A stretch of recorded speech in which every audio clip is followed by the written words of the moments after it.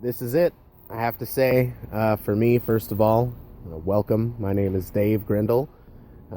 Just recently separated from my career at the United States Navy as a radar technician. See, many years, traveled the world, met crazy amount of people, got to realizing that the world is all the same and there's a lot of things that unite us, but one of the things that does bring us together, crazily, and some may scoff, but it's Star Wars. I've met Star Wars fans in every nation that I visited, from Cambodia, Malaysia, Singapore, Hong Kong, to Djibouti, and Oman, and Australia, and many others. But I have rallied myself in the time that's come post-career. As my wife wants to attend school, we did just recently celebrate the birth of, our third child, my first son, little Phineas Kingsley, and I hope to be able to instill in him the same amount of belief I have in myself when it comes to my aptitude for creative development. It has driven me through many years, hard time, and I've never ceased to find refuge in creating epic splendor from nothing, from imagination, whether it be on Dungeons and Dragons campaigns that I wrote, characters I wrote for, the leagues of people that are just sort of wandering around bored when you're at sea for 6 to 9 months.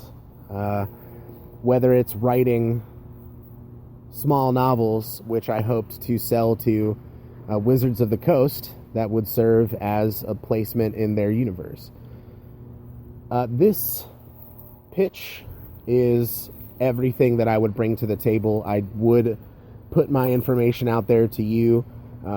Honestly, I've been involved in a great deal of political, socio-economic conversation on social media. I always try to, and I think succeed a great majority of the time in being civil, being on point, being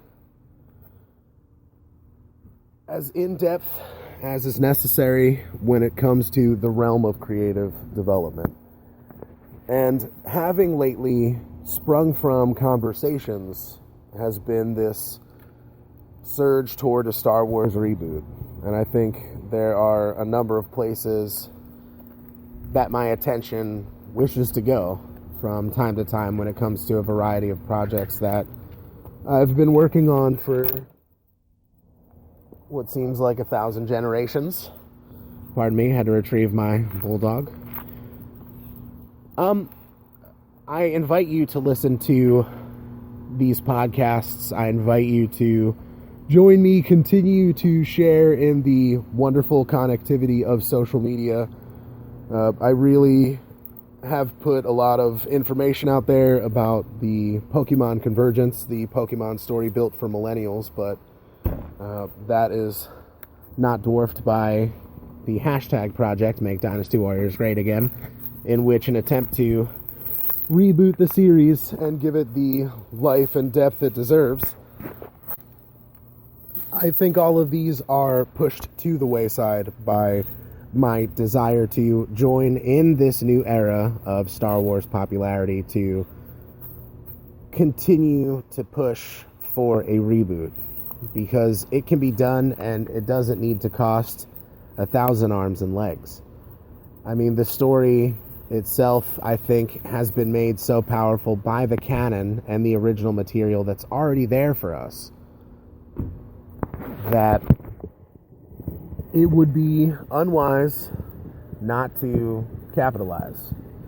There are so many different groups, I think, that consist of a larger regional version of fan bases. And I think the fact that you can find Star Wars stuff to this day selling off shelves in Toys R Us to kids the way they were when it originally released and for decades after, that means that there's, I think, at least a few 100 million, excuse me, if not 1 billion plus fans out there that deserve a great retelling. I don't want anybody to go away wanting, because everybody can walk out of a theater and pick out things that they thought were corny or hokey or lame. Watson, you know better than to be in the street. Thank you.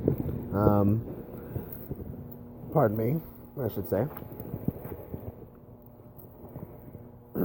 There are a few things to know about me, I suppose. I do ramble, although I think in a productive manner. When I do ramble or pause, it is then followed by something coherent enough to warrant the time it took me to get there. If I were to be honest, I would say I would be looking to not necessarily come and work for Walt Disney Studios on the floor with, well, maybe, if that's what you asked of me. But sitting down for the course of an hour and having a discussion with me, you can't walk away thinking, all right, man, no, it's not worth it, or there's a better option out there. I feel confident in that because the depth of material that's been given to us, not just in the canon, because so much is rewritten in terms of character construct, of the use of film time, the use of plot development leads to make each movie in a series of 6 episodes, as was the original construct.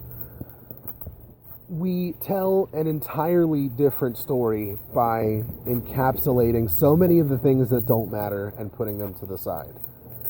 And you'll hear many fans that will still complain to this day about Episode 1 because nobody cared about Anakin Skywalker as a little kid.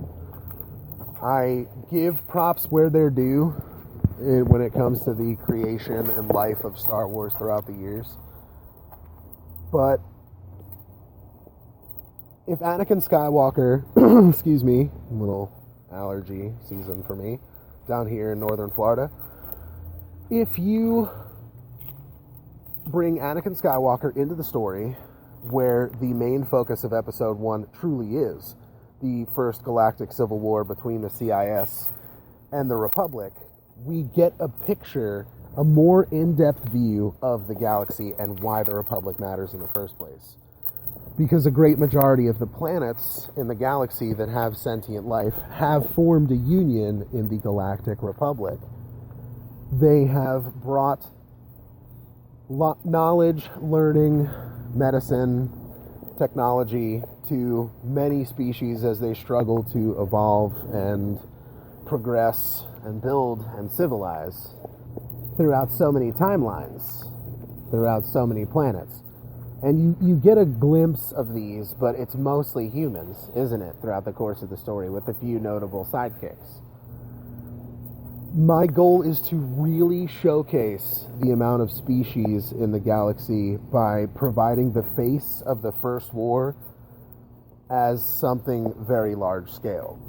And the Separatists having seceded from the Republic for purposes of prolonging a lot of the things that give even our societies a problem in basically not being advocates of human rights. Now, we did see slavery for Anakin Skywalker and his family, which in Episode 1 planted the seeds for the events of Episode 2 and the development of his character. But with Anakin Skywalker and the story of his destiny as the Chosen One, if that is his real destiny, I should say, and not the destiny of Luke Skywalker, his son, whom, consumed with the great power he was born with, he is torn between the need to kill him to then reprise his role as the Chosen One in history and the great balance change of the Force that is prophesied